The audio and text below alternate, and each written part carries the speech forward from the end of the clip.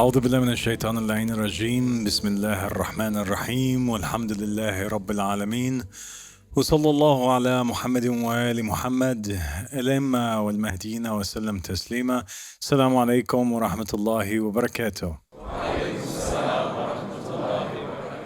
Welcome back, Song. We missed you. So today we're going to go into the fifth discourse. We're going to continue our series here in which we're talking about the teachings of Hermes and proving that actually it's the foundation of all of the Abrahamic faiths and that it goes along with it and that he was actually an Abrahamic prophet or a prophet from the Judeo-Christian Islamic religions. Chapter 5, or the fifth discourse, is titled, Though Unmanifest, God is Most Manifest.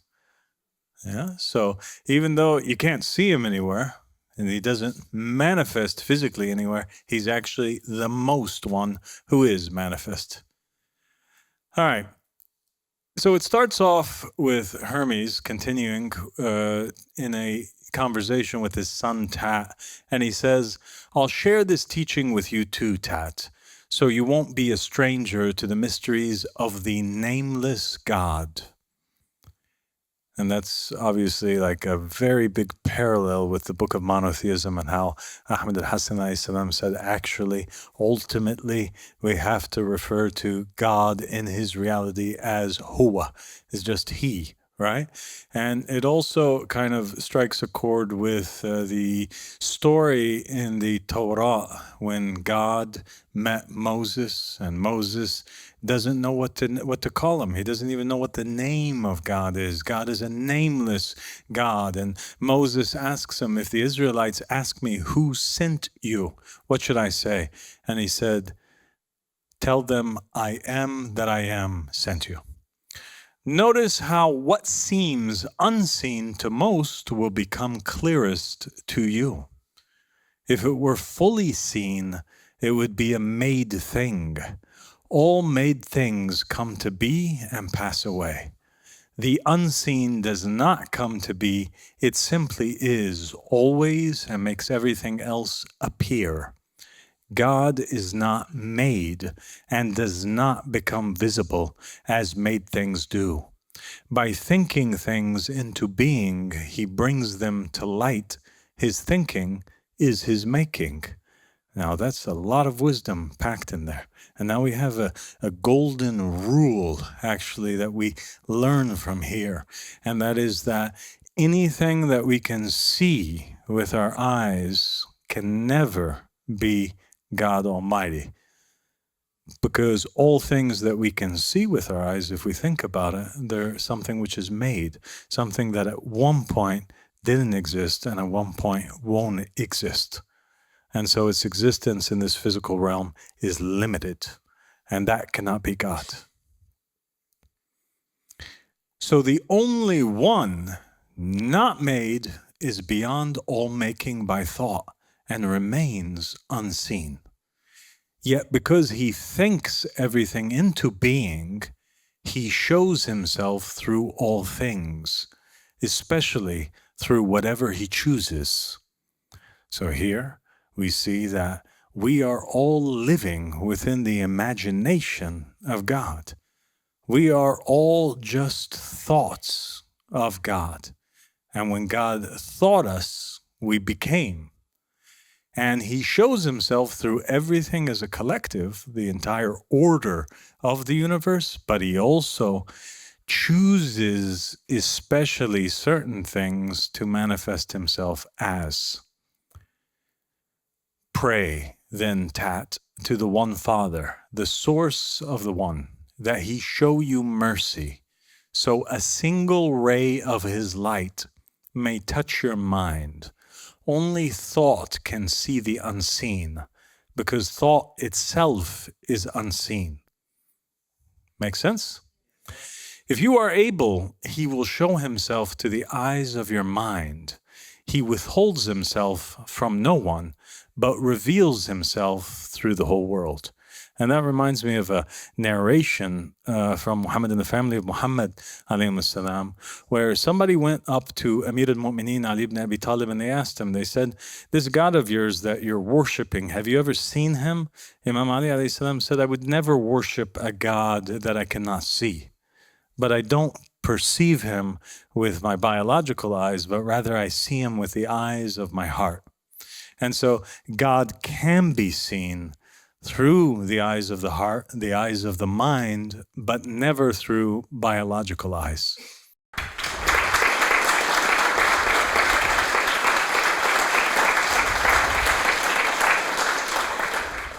He withholds himself from no one. No one that wants to see him, he'll hide himself from them. Everybody has a fair opportunity. But he reveals himself through the whole world. You can think, grasp, and look straight at God's image within. But if what is inside you is hidden from you, how will he who is within you be shown to your outer eyes? If you would see him, consider the sun, consider the moon's course, consider the ordered path of the stars. Who keeps that order? Every order has limits of place and number. The sun is the greatest of the heavenly gods. All the rest yield to him like a king.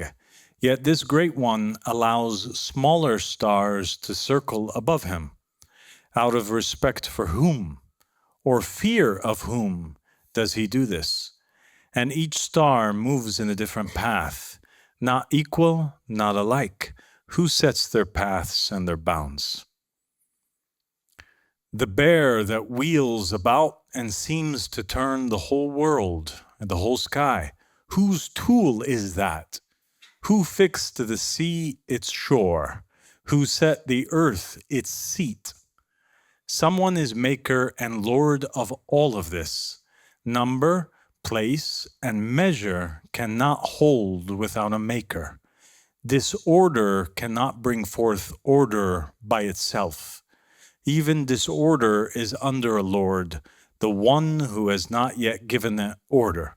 So basically what Hermes is saying is that God shows himself very visibly so with those with eyes that can see within the heart and within the mind, if they perceive the order of place, the numbers, the way that things are operating, that it's not chaotic. If only you could grow wings, rise into the air, and from between earth and heaven look, the earth's firmness, the sea's flowing, the wide air, fire's speed, the stars' courses, the swift sweep of heaven. What a blessed sight to see one rule over all. Imagine all of those things moving perfectly so. If the moon would just be a little bit closer to us, just a little bit closer to us, it would not eclipse the sun in the same way that it does. If it was a little bit further, it would not eclipse the sun as it does. The oceans would flow into the earth. It would cause mass destruction. The earth itself would be thrown into chaos. So everything is perfectly designed. What a blessed sight to see one rule over all, the unmoving that moves all, the unseen made seen in the world's order. If you want to see him through mortal things on earth and sea, think of a child being formed in the womb. Study the craft of the one who shapes this godlike form. Who draws the circles of the eyes? Who opens nostrils and ears? Who unlocks the mouth? Who stretches and binds the nerves?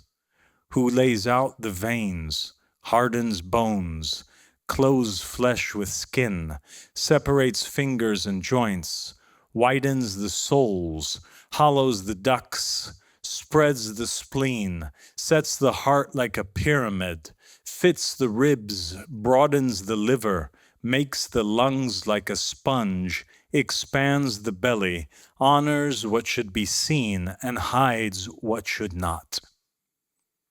See how many arts at work on one material? How many labors on one plan? Beautiful, measured, yet varied. Who made all of this? What mother or father but God alone, unseen, who makes all by his will? No one says a statue or painting appears without sculptor or painter. Shall such a work as this exist without a worker? What blindness, what impiety, what ignorance! Never, my son, strip works of their worker.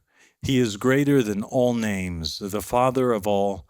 He alone truly is Father, and fathering is his work. If I may speak boldly, his very being is to conceive all things and to make them. That is his essence, to create. That's why one of his names is the Creator. As nothing can be without a maker, so never is without making all things. So God is constantly in a state of creating new things. It's impossible that new things are not coming into being, because that is the nature of God. As nothing can be without a maker, so he never is without making all things. In heaven, air, earth, sea, the whole cosmos, every part of what is and what is not yet. There is nothing in the world that is not his. He is both what is and what is not. What is, he makes seen. What is not, he holds within himself. He is the God beyond every name, the unseen and the most seen, grasped by mind and also visible in his works, without body and in every body at the same time. He's without a body for himself, but he's actually within all bodies. And that reminds us of this teaching from the Bhagavad Gita, where Krishna makes clear that he exists within the hearts of all beings. There is nothing he is not. There's nothing that he is not. God is all. All things are in him, and he is also in all things. So he has all names as Father of all, and he also has no name because he is Father of them all. Who can sing your praise or sing to you? Where shall I look? Up, down, within, without? There is no around you. All things are in you. All things are from you. You give all and take nothing, since you have all and nothing is outside of you. And obviously this is in the sense that we are all existing within the mind of God, the imagination of God. He's the one who gave birth to us as an idea, as a notion. When, Father, shall I hymn you? No one can seize your hour or time. What shall I sing? What you've made or what you've not? What you've shown or what you've hidden? How shall I hymn you? As myself? As owning anything as other than you? For whatever I am, you are. Whatever I do, you are. Whatever I speak, you are. You are all. And this particular line here reminds me a lot of the words and the teachings of Imam Ahmed al-Hasan alayhi salam in the book of Monotheism, and how he spoke about there is nothing that we deserve praise over, that everything good from us comes from Allah subhanahu wa ta'ala, that he's the one who gave us success even to obey him or to pray to him or to know him or to do any good. So actually in the very end of it, when we give all of these actions, when we appropriate them to its rightful owner, we're left as nothing, except that which is bad, that which comes from us.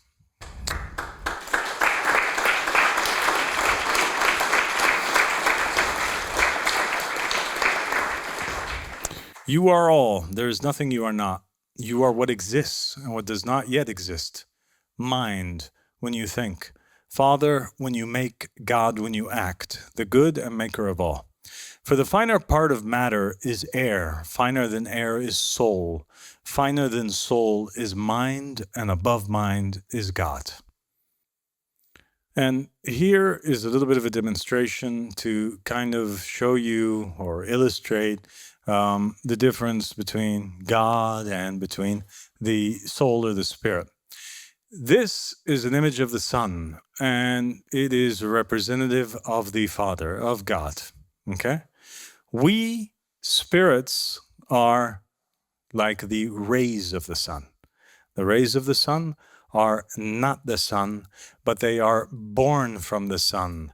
They only exist because of the sun. They emanate from the sun itself, but nobody can say that the rays are the sun. When we enter into this physical world, what Hermes is saying is that it is like sun rays through colored panes. Okay? The rays that were once pure and were once white, after going through the stained glass, they now have gained what? Have gained color. What are these colors? Those are the characteristics, the traits that were imprinted on us as we enter into this material world by being veiled through the body and also through fate, those things that the stars lay on us, the different ambitions, the characteristics that we gain. It's like that. So sun is a metaphor for God. The sun rays are a metaphor for the spirit. And the sun rays through the colored panes is a metaphor for spirit in the material world. Okay? Sun rays attached to the sun, outside of the body. Sun rays away from the sun, trapped within the material world. Banished. Okay? Makes sense? Okay. So, another way of looking at it is that God is the mind. The human's spirit, during the states of death and sleep, it pulls back from the colored panes and sees with the mind's eye instead of the physical eyes. Okay? So it's in a spirit form. It's in a purer form. The human, the creation of God's mind, while awake in this physical dunya, is a spirit or sun ray through the colored panes or the physical eyes and limitations of the flesh. And that's why Imam Ali alayhi salam said, people are asleep as long as they are alive. When they die, they wake up. Because true wakefulness is when we are in a state of physical sleep here, but our spirit is free and awake there. And also the Prophet Muhammad sallallahu alaihi wasallam said, this life on earth is a slumber. Death marks the awakening of the soul. He also said, die before your death. To strip yourself of those colors that have attached themselves to the light, or those demonic or cosmic veils that have attached themselves to our soul. So to die before our death is to literally try to be more like our spirit form without the colors while we are still alive. Now, in Hermetic terms, waking up, Gnosis, Ma'rifah, what is it? It's remembering, and this is what we went over collectively over the course of the last 4 lectures. Remembering your origin, realizing that your true self is of light and life, that you are of the mind, a ray from the unseen, and that the world you move in is a manifestation within the divine mind, and it's not the ultimate real world. You're obviously in an illusion. Deconditioning from the pains. You have to consciously hand back the 7 planetary, what they call energizings in the scripts, habit patterns that are tied to fate, so your light isn't colored by them. This is the inner ascent, which was described in the first chapter or the first discourse. 3 is that living under providence, not fate. Once we are illuminated by the mind, the holy cup, we act from our mind rather than from those things that were imprinted upon us from the astral mix. Ethics, piety, gratitude, good morals are practical signs of this state. So even though we have a certain amount of fate, that 89% which Ahmed al-Hassan talked about, that dictates the course of our lives, we still have an ability to re-influence, rewrite, and take control over much of that by stripping down the veils of darkness and baptizing ourselves in the veils of light. Union by likeness. Now, here's a concept that a lot of people get confused on. You have a lot of New Age teachings in which they say that realizing that you're God, realizing that you can become one with God, this is the reality. Hermes is saying that there is a union that takes place with God, actually, and it's part of waking up. It's part of being illuminated, but it's union by likeness, and that is that you don't become the unmanifest source. You don't wake up to the fact that you are God, but you become like it, clear, simple, luminous, standing in harmony with the divine will rather than with mixture and passion. Which means that this description of Ma'rif, of Gnosis, is the most similar description of Gnosis to Islam than any other religion. So enlightenment is what? Knowing that you are a spark within God's knowing and purifying that spark of all of the admixtures, hence dying before you die, all of those demons, all of those negative traits of ignorance, until the soul shines as it is uncolored. Okay, so here what do we have? We have in the book of Tawheed, Huwa manifests as Allah subhanahu wa ta'ala, and in creation, Allah subhanahu wa ta'ala, these collective traits manifest as the perfect Caliph Muhammad. The indescribable God manifesting himself as qualities that can be understood, such as goodness, mercy, generosity, etc. And all of these being able to manifest as God's vessel. In the Hermetic thought, it's the exact same thing. Hermes teaches, and the Hermetic writings teach, that there actually is a representative from God or a representative from the mind that exists in every day and age. And that's something which was pointed out very clearly in the very first discourse when the mind utilized Hermes as a vessel and he commanded him to go forward and to start doing his will and to awaken the people. So the Father made himself known as the mind, and the mind takes on a human vessel. So the same thing is going on in both Islam and in the Hermetic teachings. Now, here's something which we know from the book of monotheism. Ahmed al-Hassan, he spoke not just about Allah subhanahu wa ta'ala manifesting himself as Muhammad, but he also talked about Bismillah ar-Rahman ar-Rahim. He talked about Allah and ar-Rahman and ar-Rahim. Now, we know that the word Allah means actually Al-Wahid, Al-Qahar, the one, the conqueror, the Ar-Rahman, Ar-Rahim. These are names that are actually encompassed here, that are a part of Allah subhanahu wa ta'ala. When Allah manifests in creation as Muhammad, Muhammad is also Ar-Rahman and Ar-Rahim. But Ahmed al-Hassan says that these individual traits actually also manifest as other individuals. So Ar-Rahman manifests as another individual, Ali ibn Abi Talib alayhi salam. We have Ar-Rahim manifesting as Fatima al-Zahra alayhi salam. So now what's important about this is that individual traits, it's not just the collective, individual traits now are manifesting also in creation. And we find the same thing very obvious with the Imams, alayhi salam. As-Sadiq, the truthful, Al-Baqir, the revealer, Al-Hadi, the guide. All of these are names from the names of God that are part of Allah, right? But they're all individually manifesting as human beings.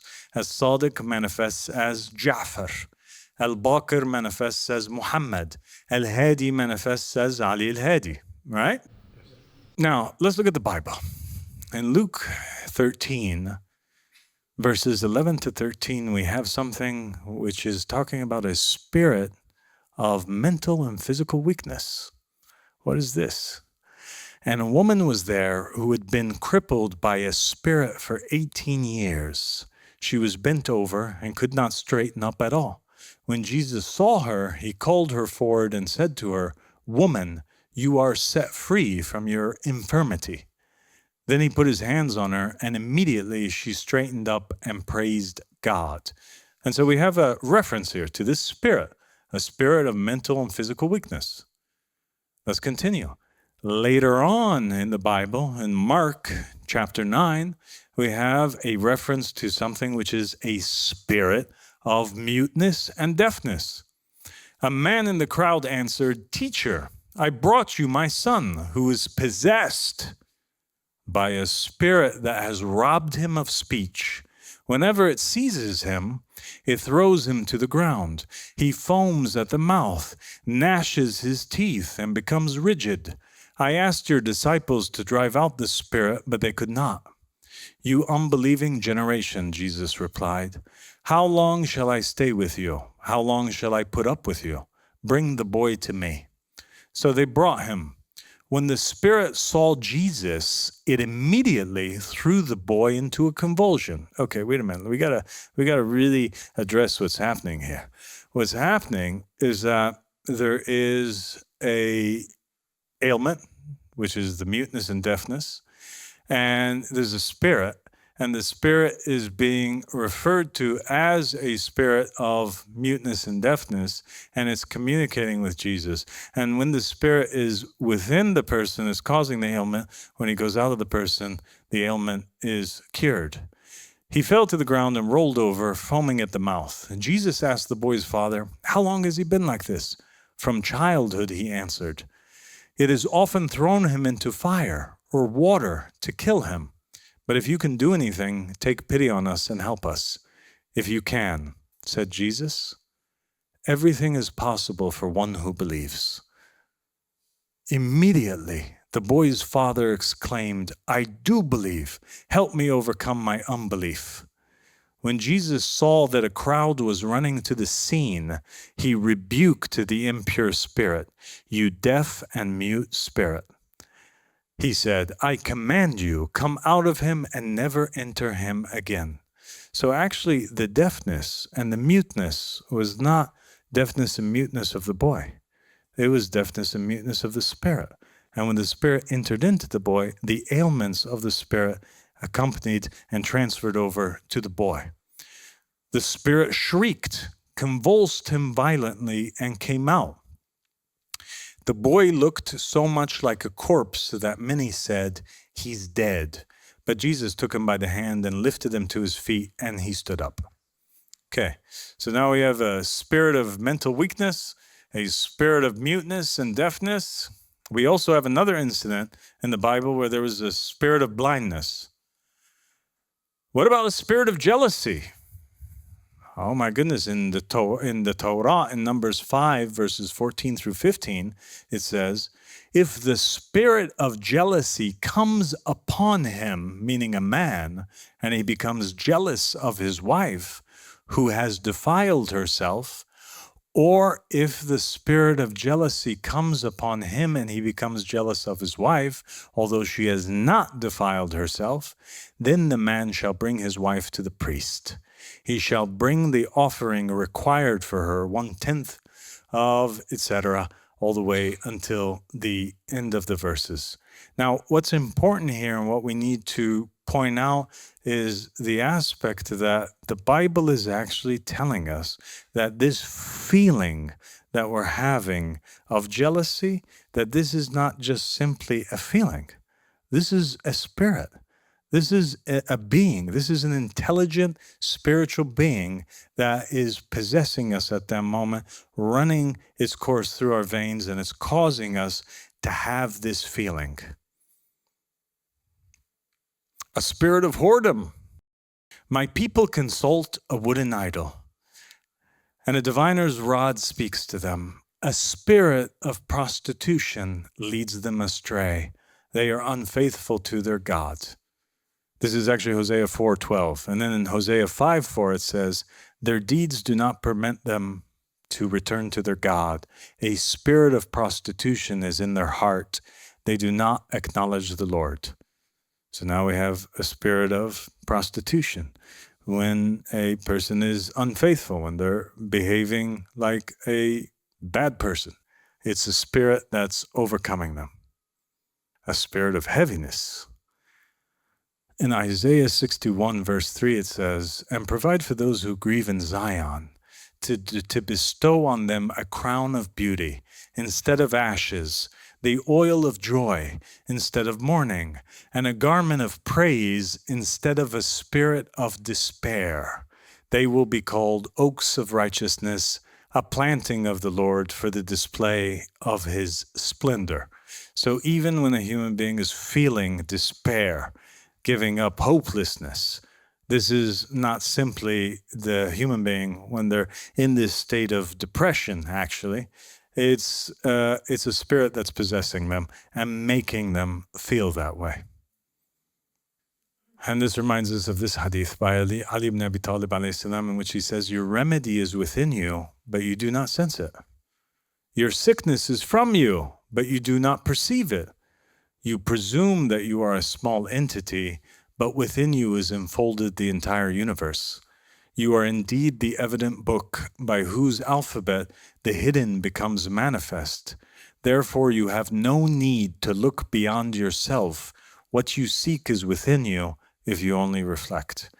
Now, I know a lot of people might think to themselves, what are you saying, Abu Sadiq? Are you saying that every single physical ailment or disease, that the source of it is me being possessed by a spirit? And I say, no, this is not even what Hermes was teaching. This is not what the Ahlul Bayt alayhim salam are teaching. But what they're saying is that every single ailment, every single bad mood, every single misfortune, its source is a spiritual source. A spiritual source, a malfunction within your spirit, or the afflictions from spirits that have gone through you or are around you, such as in the case of, for example, hasad or envy. This is a spiritual cause of a physical misfortune. Okay, what about the Dead Sea Scrolls? Can we find any other further evidence of the fact that these now feelings, these jealousies, these sins, these negative traits, these soldiers of ignorance are actually intelligent beings, intelligent spirits?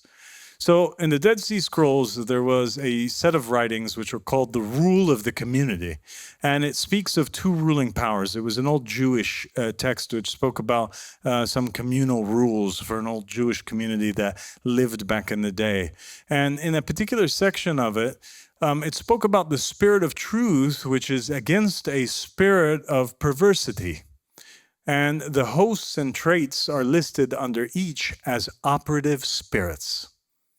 So it's very much like the hadith of Imam Sadiq alayhi salam about the soldiers of the goodness and the soldiers of ignorance, soldiers of the mind and soldiers of ignorance, but it specifically states that they are living, breathing, intelligent spirits. So here we're going to take a look at it, the community rule. It says, the master shall instruct all the sons of light and shall teach them the nature of all the children of men, according to the kind of spirit which they possess. The signs identifying their works during their lifetime, their visitation for chastisement, and the time of their reward. From the God of knowledge comes all that is and shall be. Before ever they existed, he established to their whole design. And when as ordained for them they come into being, is in accord with his glorious design, that they accomplish their task without change. The laws of all things are in his hand, and he provides them with all their needs. He has created man to govern the world, and has appointed for him two spirits in which to walk until the time of his visitation, the spirits of truth and falsehood. Those born of truth spring from a fountain of light, but those born of falsehood spring from a source of darkness. All the children of righteousness are ruled by the Prince of Light and walk in the ways of light. But all the children of falsehood are ruled by the angel of darkness and walk in the ways of darkness. The angel of darkness leads all the children of righteousness astray, and until his end, all their sin, iniquities, wickedness, and all their unlawful deeds are caused by his dominion, in accordance with the mysteries of God. Every one of their chastisements and every one of the seasons of their distress shall be brought about by the rule of his persecution, for all of his allotted spirits seek the overthrow of the sons of the light. So what he's saying here is what? Is that mankind faces an enemy, and the enemy has a whole army of spirits that are going to attack and try to lead astray the sons of the light. But the God of Israel and his angel of truth will succor all the sons of light, for it is he who created the spirits of light and darkness and founded every action upon them and established every deed upon their ways. And he loves the one everlastingly and delights in its works forever, but the counsel of the other he loathes and forever hates its ways. These are the ways in the world for the enlightenment of the heart of man, and that all the paths of true righteousness may be made straight before him, and that the fear of the laws of God may be instilled in his heart, a spirit of humility, a spirit of patience, a spirit of abundant charity, a spirit of unending goodness, a spirit of understanding, a spirit of intelligence, a spirit of mighty wisdom, which trusts in all the deeds of God and leans on his great loving kindness, a spirit of discernment in every purpose, of zeal for just laws, of holy intent with steadfastness of heart, of great charity towards all the sons of truth, of admirable purity which detests all unclean idols, of spirit of humble conduct, sprung from an understanding of all things, and a faithful concealment of the mysteries of truth. These are the counsels of the Spirit to the sons of truth in this world.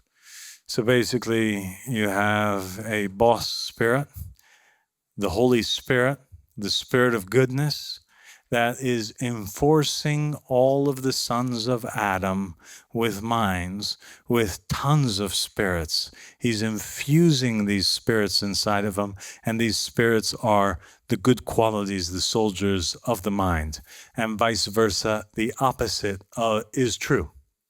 But the ways of the spirit of falsehood are these: greed and slackness in the search of righteousness, wickedness and lies, haughtiness and pride, falseness and deceit, cruelty and abundant evil, ill temper and much folly, and brazen insolence, abominable deeds committed in a spirit of lust, and ways of lewdness in the service of uncleanness, a blaspheming tongue, blindness of eye, and dullness of ear, stiffness of neck and heaviness of heart, so that man walks in all the ways of darkness and guile.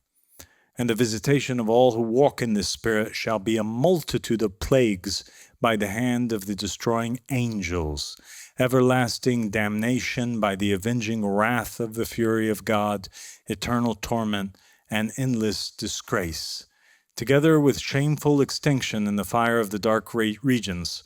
The times of all their generations shall be spent in sorrowful mourning and in bitter misery, and in calamities of darkness, until they are destroyed without remnant or survivor. The nature of all the children of the men is ruled by these two spirits, and during their life, all of the hosts of men have a portion of their divisions, a portion of their traits, a portion of those characteristics, those soldiers, those spirits, and walk in both of their ways. So each person that's born, they have a certain number of soldiers of goodness, as soldiers of the light, of the mind, and soldiers of ignorance.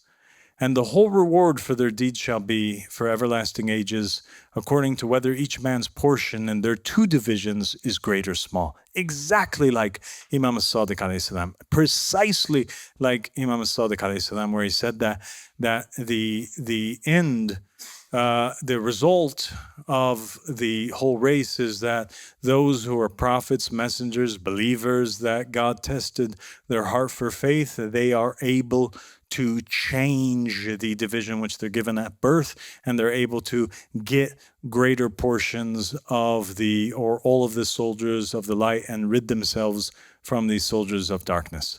For God has established the spirits in equal measure until the final age, and has set everlasting hatred between their divisions. Truth abhors the works of falsehood, and falsehood hates all the ways of truth. And their struggle is fierce in all their arguments, for they do not walk together. But in the mysteries of his understanding and in his glorious wisdom, God has ordained an end for falsehood, and at the time of the visitation he will destroy it forever. The truth which has wallowed in the ways of wickedness during the dominion of falsehood until the appointed time of judgment, once again, there you go. That's exactly what we have been saying, what the Ahlul Bayt alayhim salam has been saying, that Allah subhanahu wa ta'ala, or Adam, has a state and Iblis has a state.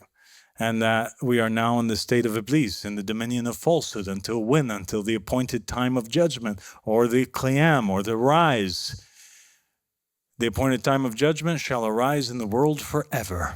God will then purify every deed of man with his truth.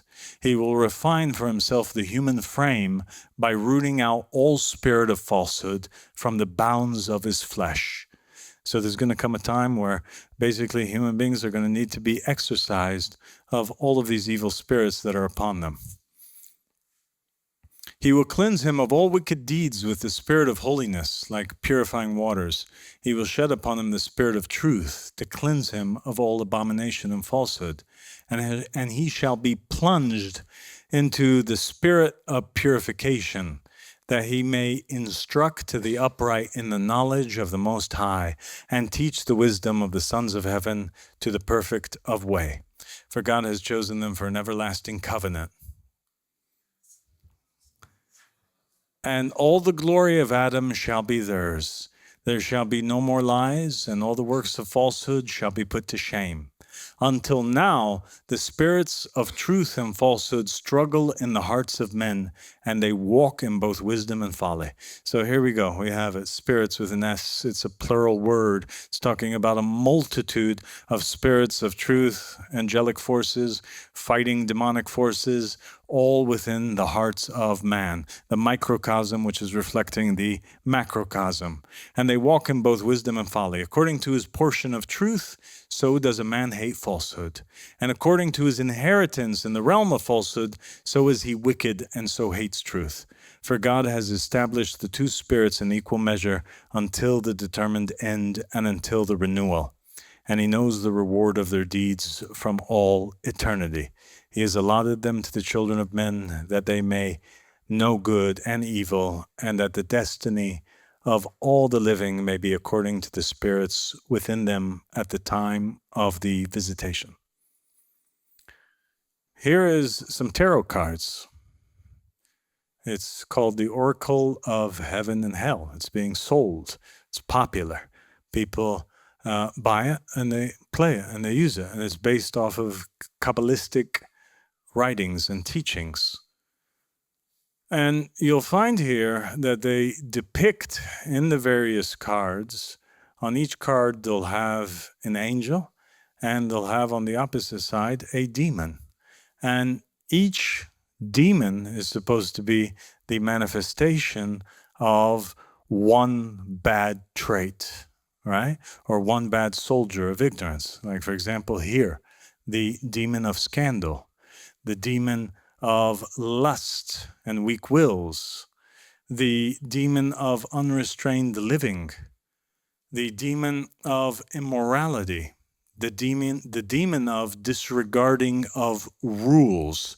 So here in Kabbalah and in the New Age circles, they're teaching, whether they fully understand it or they don't, this idea that these actions, these bad deeds, they're actually spirits that are moving within mankind and that reside in the heart of mankind. And in opposition to each demon, you have an angel. That is the manifestation, the very manifestation of a good characteristic or a divine trait.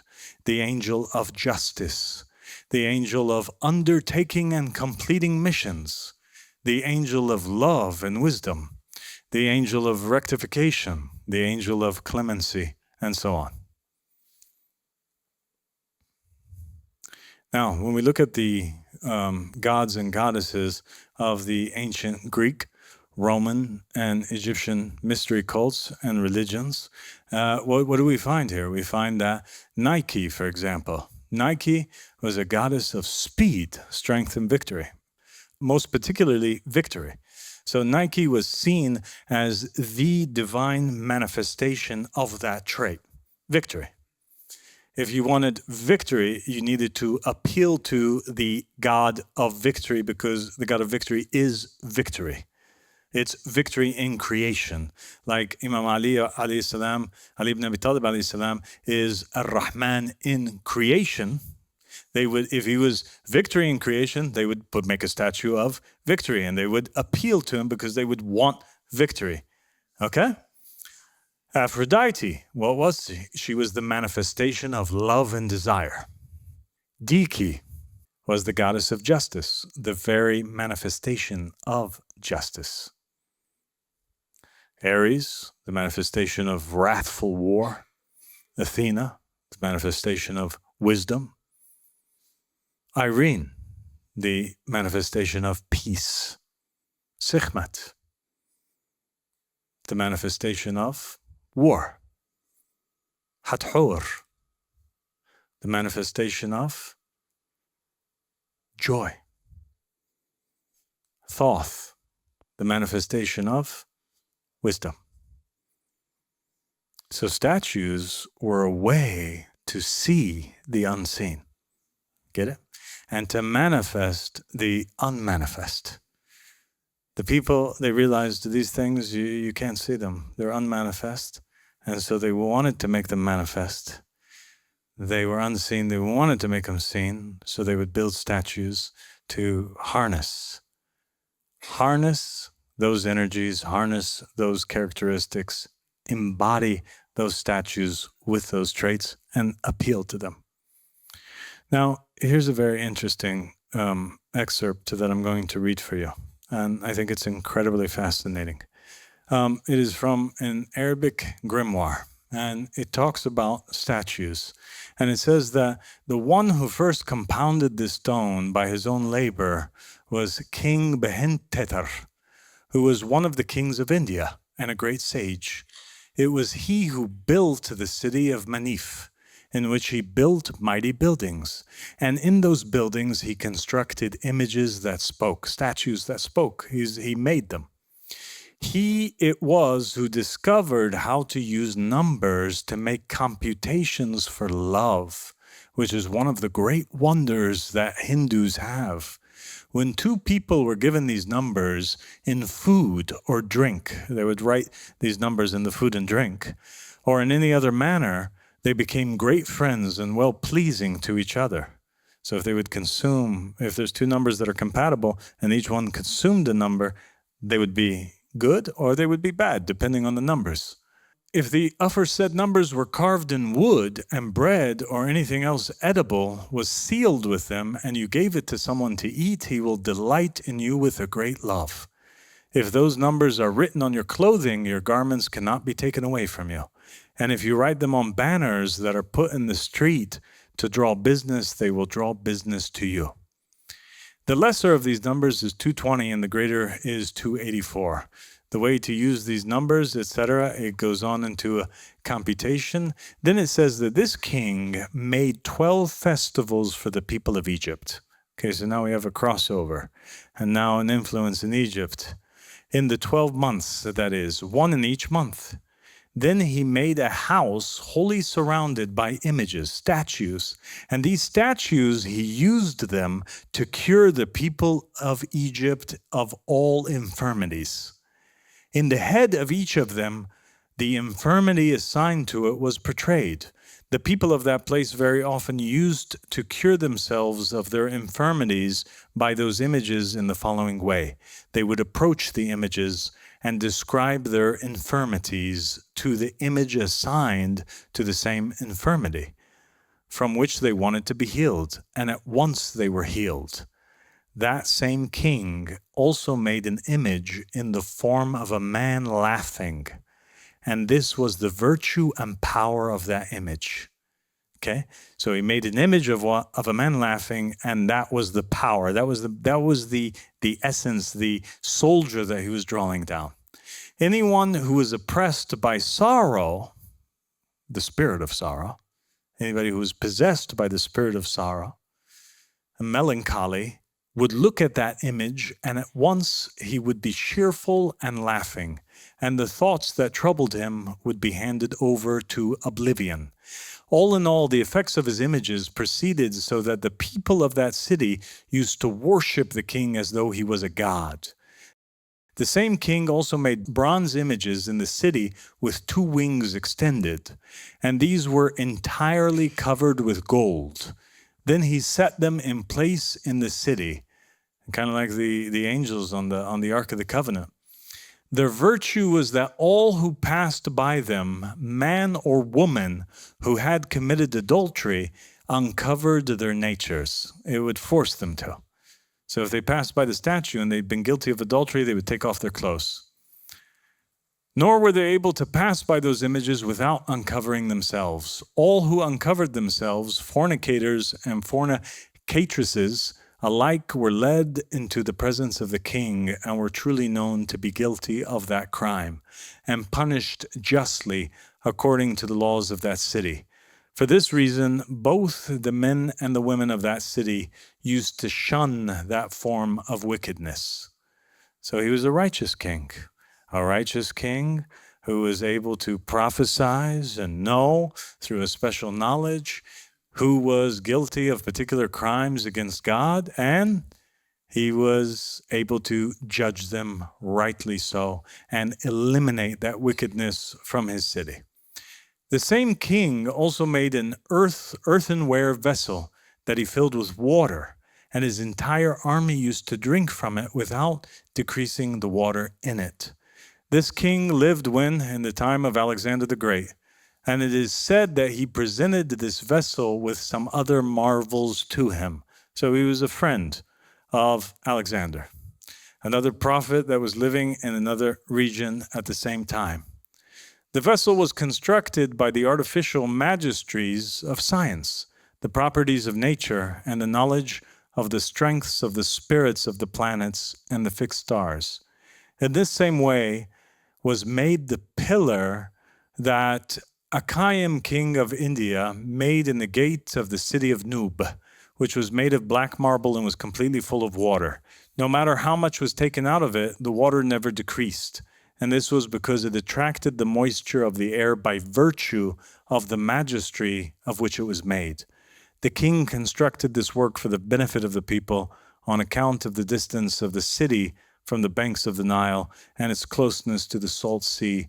And because of this, later it happened that by the sun's rays from the water of the sea drew up gross and humid vapors, from which the most subtle were purified of their salt in the air, and by the most subtle magistries of geometry and the science of magic used to descend into the pillar as though they condensed out of the air. It was for this reason that water was never lacking in the pillar, because of the aforementioned attraction.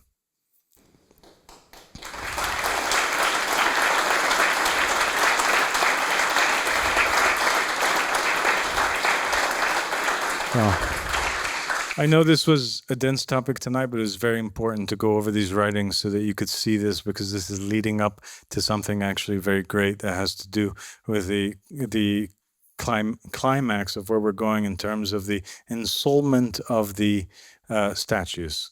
And we'll leave you with this image, and Assalamu alaikum wa rahmatullahi wa barakatuh.